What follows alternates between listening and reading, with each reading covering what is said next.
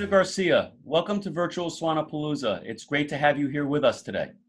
I'm thrilled to be here, David, and I think that another example of how we are getting together without being together.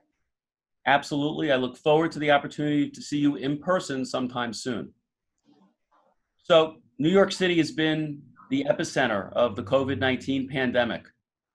When did you first realize that COVID-19 was going to pose operational challenges for the Department of Sanitation? And how did you and DSNY leaders respond to that challenge? So, I think that as we have all learned over the course of the last few months, the virus was much more active in January and February than I think anyone knew. And so I think we anticipated that it would be able to be contained at that point in time.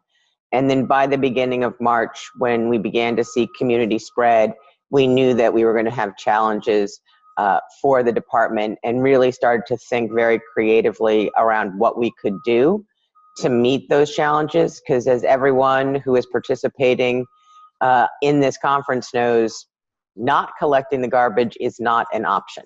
So we began to put plans together to really meet that ongoing challenge.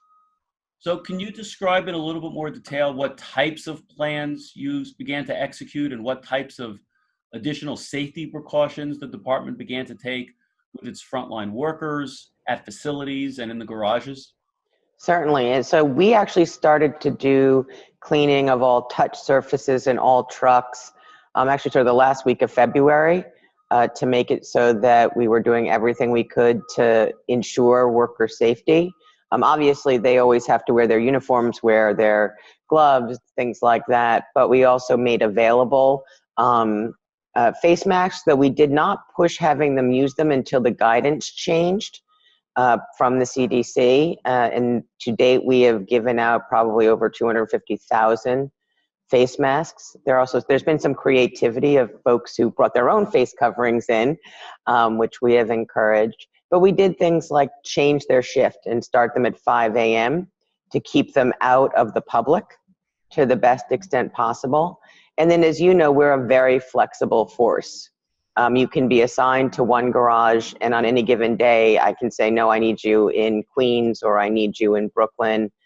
We made it so that they couldn't move between garages to limit the number of people that they were involved in. And then we required really strict social distancing if they were in the garage, and tried to incentivize them not to spend time sort of milling about, to make sure they were staying 6 feet apart.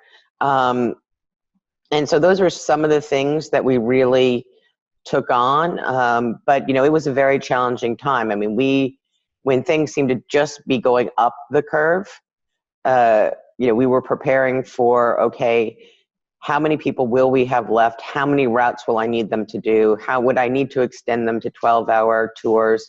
We didn't get there, thank goodness, but we were preparing to have to do that. How many of the Department of Sanitation employees have tested positive for COVID, and was there particular boroughs or areas where there were higher incidents than others? So about 628 have tested positive. But I would say that at the beginning, sort of in mid-March, many people were also sick with COVID-like symptoms, but testing was not widely available. But no, it was very broad-based. There are a few areas that seem to have seen less virus. But no, we saw virus really in the same way that the city saw it, pretty much across the board. And one of the things we did was set up a 24-hour hotline for our employees to talk to doctors about their illness, and for us to be able to stay in touch with those people who were sick. But I have to tell you, just even at headquarters, the people that you think are going to get very, very sick, who you think might be more vulnerable, are not always the ones who ended up in the hospital for us. Some of the people who were healthiest in the department ended up in the hospital. And we have had fatalities from the illness, and we have others that we are still having to research to find out whether or not they did die of COVID. And so at a certain point, we had nearly 25% of the force out sick. And so it was really requiring a lot of everyone else who was still here to shore up the difference.